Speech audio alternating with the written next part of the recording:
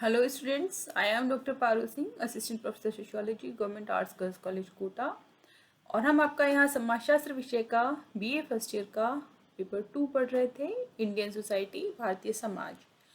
और आपके काफ़ी सारे जो चैप्टर्स हैं, जो टॉपिक्स हैं, वो हम कवर कर चुके हैं।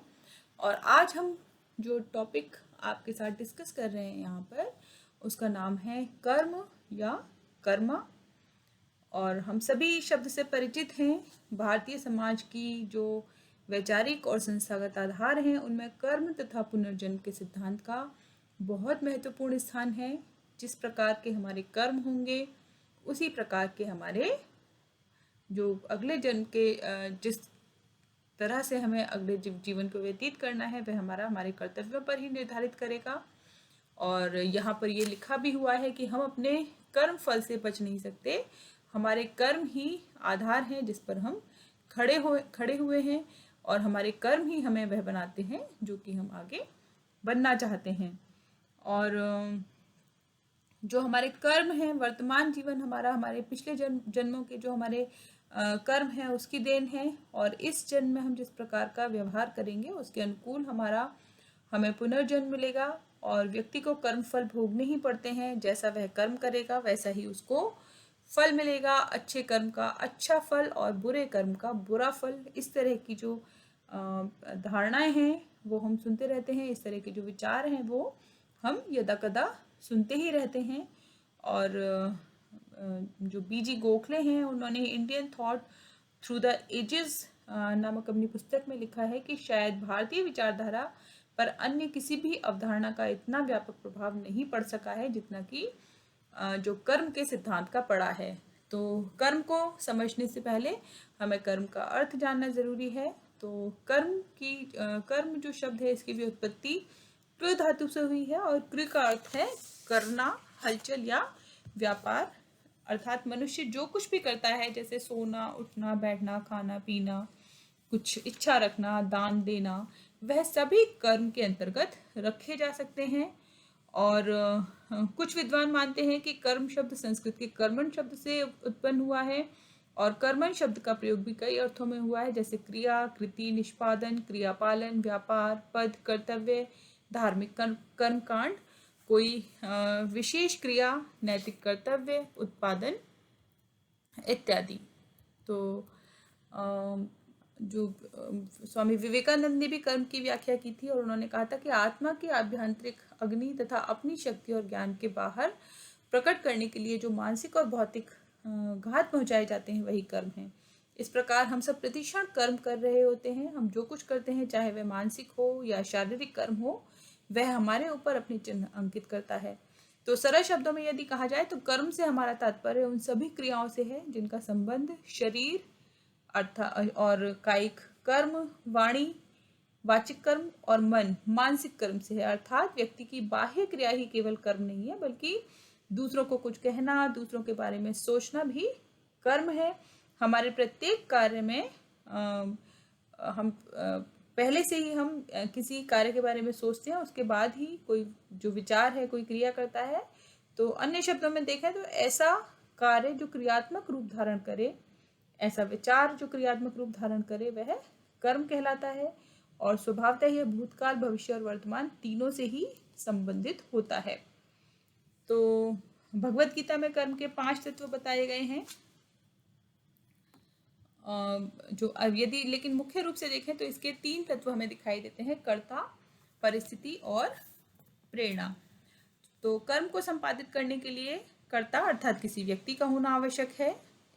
और कर्ता कोई क्रिया शून्य में नहीं करता, उसके लिए कोई ना कोई एक परिस्थिति भी होती है।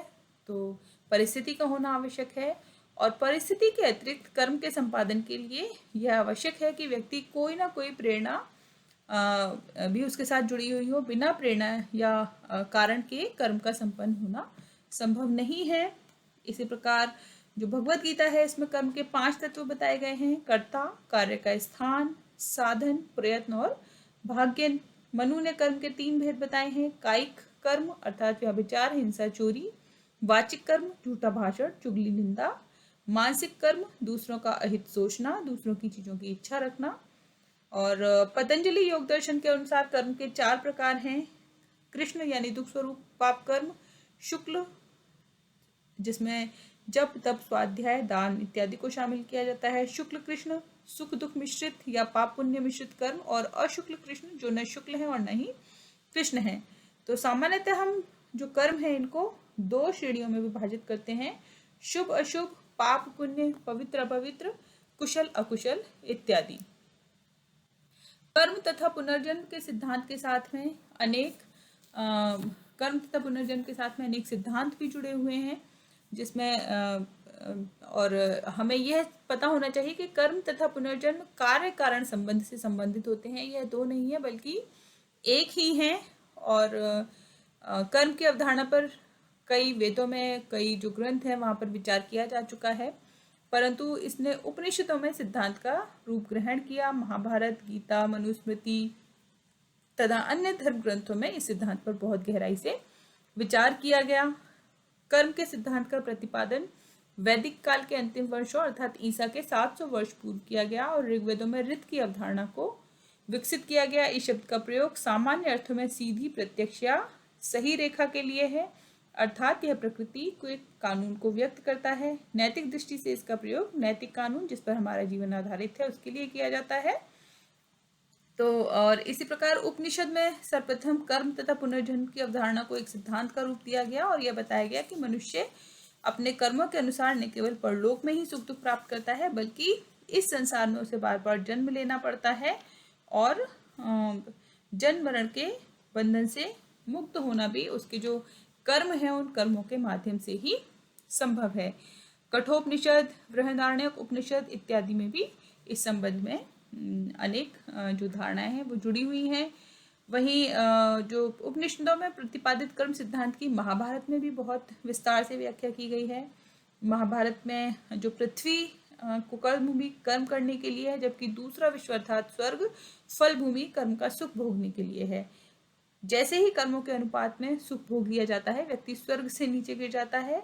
इसके अतिरिक्त सुख के दूसरे विश्व के परे एक सदा सर्वदा बना रहने वाला निवास है जो कि पर ब्रह्म के नाम से जाना जाता है, जहाँ से पुनः इस विश्व में हम नहीं लौट पाते हैं। और महाभारत में ही इन्होंने बताया है कि आत्मा अपने संचित कर्म के भार सहित पुनः जन्म देती है। जीवन में किए गए कर्मों के परिणाम स्वरूप ही व्यक्ति सुख दुख समृद्धि निर्धनता इत्यादि को प्राप्त करता है और ज्ञान के द्वारा ही वह उस स्थिति में पहुंचता है जिसमें कोई कष्ट, कोई मृत्यु और कोई पुनर्जन्म इत्यादि नहीं है। वहीं भगवत गीता में कर्म तथा पुनर्जन्म के सिद्धांत को वैज्ञानिक आधार पर प्रस्तुत किया गया है और जो हम सुनते हैं कि तू कर्म कर फल की इच्छा न कर, गीता का ही महत्वपूर्ण वाक्य है। मनुष्य का वर्तमान जीवन एक संक्रांति की अवधि में है। पहले भी उसने अनेक बार जीवन धारण किया और उसके साथ पूर्व जन्म के कर्म बंधे हुए हैं, उससे भविष्य में भी जीवन धारण करने हैं। आत्मा न कभी मरती है न जन्म लेती है, जब शरीर मरता है तब भी आत्मा नहीं मरती है। इस प्रकार के जो वाक्य हैं वो वाक्य कर्म और पुनर्जन्म को के संबंध को दर्शाते हैं। कर्म को ही व्यक्ति के जन्म मरण के चक्र में फंसे रहने का कारण माना गया है। अतः कर्म सिद्धांत पर केवल ऊपरी तौर पर विचार करने वाले इस निष्कर्ष पर पहुंच जाते हैं कि मनुष्य को किसी भी प्रकार का कर्म नहीं करना चाहिए। ऐसे लोगों की मान्यता है कि कर्म सिद्धांत व्यक्ति को निष्क्रिय और भाग्यवादी बना देता है। वहीं मनुस्मृति की बात करें तो मनुस्मृति में विभिन्न कर्मों के फल निर्धारित किए गए हैं और साथ ही यह भी स्पष्ट किया गया है कि कर्म कभी भी नष्ट नहीं होता, व्यक्ति को अपने कर्मों का फल तो भोगना ही पड़ता है। जो मनुष्य मन से पाप करता है उसे अगले जन्म में निम्न जाति में और वाणी के द्वारा पाप करने वाले को पशु या पक्षी तथा शरीर से पाप करने वाले को पेड़ पौधे इत्यादि के रूप में जन्म लेना पड़ता है। वहीं जो पातंजलि योग सूत्र है अर्थात योग अर्थात वे नियम जिनके द्वारा योग साधना की जाती है, वे ये मानते हैं कि अविद्या और क्लेश कर्मों तथा पुनर्जन्म का कारण है। सभी क्लेश अविद्या में ही उत्पन्न होते हैं। अविद्या का तात्पर्य ज्ञान का अभाव नहीं बल्कि सही ज्ञान के विपरीत विभ्रम का या मिथ्या ज्ञान का होना है। पतंजलि के अनुसार क्लेश 5 प्रकार के हैं: अविद्या, अस्मिता, राग, द्वेष और अभिनिवेश। तो जो कर्म तथा पुनर्जन्म के सिद्धांत में समय के साथ कुछ बातें जुड़ती भी चली गई हैं और यदि इसको सारांश रूप में देखा जाए कर्म तथा पुनर्जन्म के सिद्धांत को, तो यह बताता है कि मनुष्य का जन्म उसके भूतकालीन कर्मों के कारण है। उसे इस जीवन में जो करना है और नहीं करना है तथा जो कुछ वह करता है उसकी प्रतिक्रिया भूतकालीन कर्मों पर होती है और इससे ही नवीन कर्म उत्पन्न होते हैं। मनुष्य ने मन, वचन और शरीर से जो कुछ कर्म किए हैं, चाहे अच्छे या बुरे, उनका फल भोगना पड़ता है। अपने किए हुए कर्मों का व्यक्ति कभी परित्याग नहीं कर सकता। जब मनुष्य कर्म करता है, चाहे मन से, वाणी से या शरीर से, तो उसे पुनः पुनः जन्म धारण करना ही पड़ेगा। कर्म से स्वतंत्र होने का तात्पर्य कर्म नहीं करना, निष्क्रिय हो जाना या तपश्चर्या करने से नहीं है। पूर्ण निष्क्रियता किसी भी प्रकार से संभव नहीं है। जिसने जीवन धारण किया है उसे कर्म तो करना ही होगा।